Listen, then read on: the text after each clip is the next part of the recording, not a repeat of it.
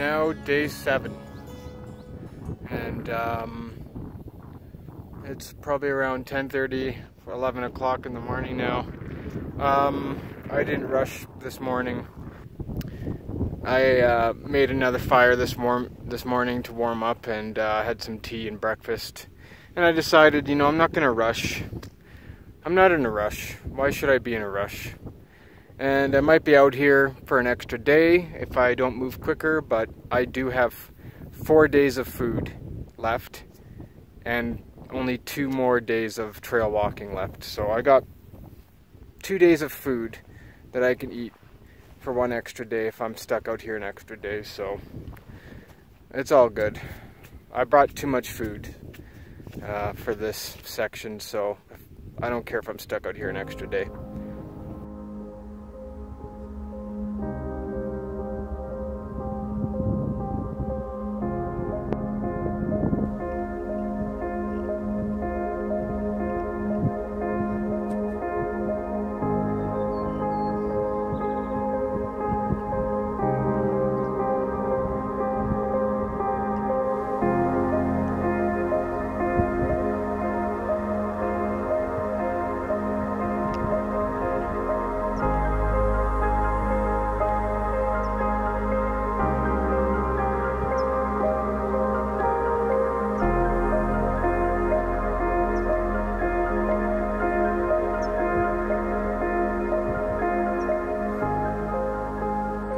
So it's 5:30.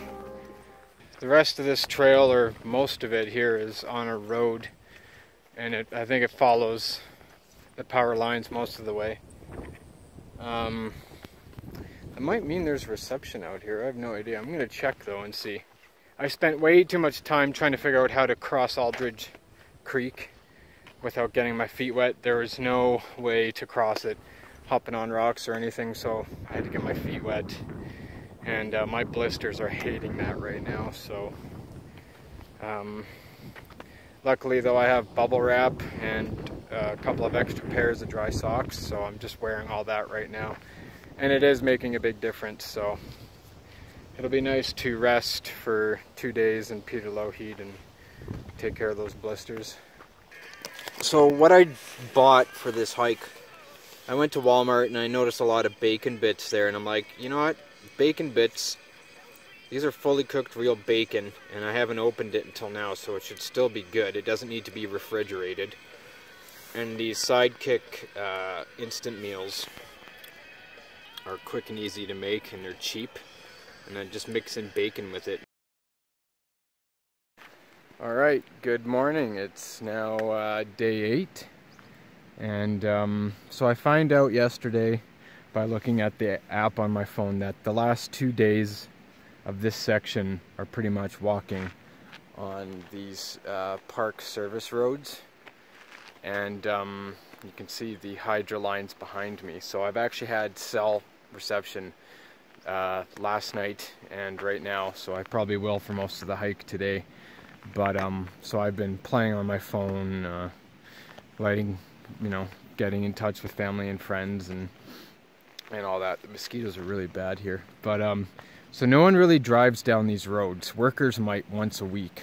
There are recreational sites around here. Last night, as I was walking down this road, I was just going to pick a random place to set up my tent, and sure enough, there's a campground right over here. It's a nice flat area. You can tell that horses were here before. People were camping with their horses. And there's a nice big fire pit, and there's a big giant pile of dead wood over there, dry, perfect for burning. So I was able to have a fire last night, and kind of the same as the night before. And there's the road here's kind of washed out a little bit. There's a creek going through it now, so I had water to get from there. And so that was random bumping into that, but I'm glad I did, because I did not want to have to sleep in a little ditch on the side of the road. But this morning my tooth has been giving me problems. I had a problem with this tooth the night before last, up when I was at James Creek. I drank some really cold water, and I was kind of cleaning my mouth out with it when I was brushing my teeth, and I wasn't thinking, and I should have been, because I know cold water really sets that tooth off. It's really sensitive. And the last time I saw my dentist, she said that's gonna probably be a root canal one of these days. Like, I'll have to get it fixed if the sensitivity doesn't go away, but I can prolong that by just avoiding pretty much anything cold. So I took some aspirin and rubbed some of my Sensodyne toothpaste on it, and actually took the pain away. And then yesterday it was fine. It didn't give me any problems, and last night it was fine. And this morning it's like aching and throbbing. I can't even chew on it right now. I can't even put pressure down on it. So if it doesn't get better, once I finish this section, I'm gonna have to definitely consider going back home and getting it taken care of, which sucks. So that doesn't mean I won't finish the rest of this hike. I keep telling myself we'll wait and see what the tooth feels like tomorrow. It might go away, but I don't know. I have a feeling I could put up with the slight aching for the next couple of days, and luckily I only have 1 day left of getting to Peter Lougheed here. So yeah, I'll just have to kind of like sit and wait and see what happens with my tooth. I really don't want to leave now. Like, I'm glad this isn't happening when I'm in the middle of the trail and have like 4 or 5 days left of hiking, but that just sucks. So this is my view for the next day or two. Might not be like, if I have to leave to get my tooth fixed, that doesn't mean I'm abandoning the rest of this hike. I'll go get my tooth fixed and come back and hike whatever trails I can. Skip section D. I thought I'll come back next year and hike section A, and possibly Mount Robson to Kakwa, the very last section. So with all the sections I was planning to do, and which was section D even included, I was thinking 4 weeks. So if I have to take a week off to go take care of my tooth, I might still have enough time to get back out here.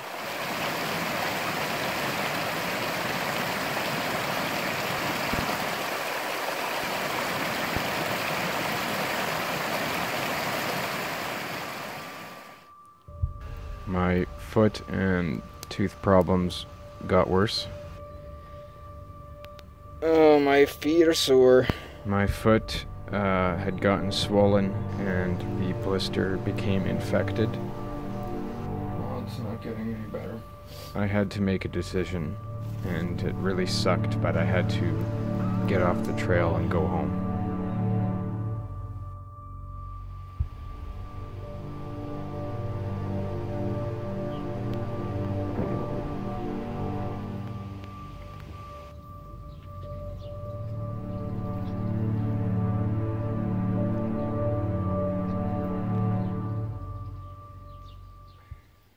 I've been back for 2 days now. I am going to return to the trail as soon as I'm able to, as soon as my foot gets better, and it has been getting better day by day. It's not as swollen anymore. I finished section B.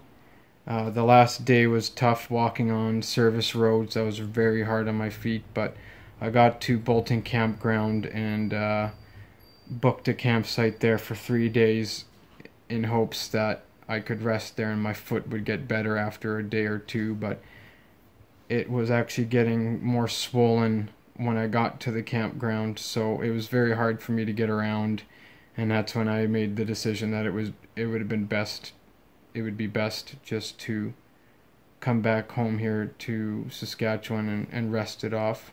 And I also wanted to see my dentist about my tooth, and I did get in a very quick appointment, luckily, to my dentist, and they took x-rays, and the nerves in my tooth were dead. So instead of a root canal, I'm just going to get the tooth extracted, because the tooth is already full of fillings and money, of course. Root canals are bloody expensive, so I'm gonna get it pulled and wait for a couple of days after that, of course, and by then my foot will hopefully be 100% better, and then I'll be able to return to the trail hopefully within a week from now. I was very lucky that I was able to get a ride back to Coleman where my car was, and just come straight back here and start resting. So by July 30th I'll be back at Peter Lougheed and starting Section C to Sunshine Village, Banff.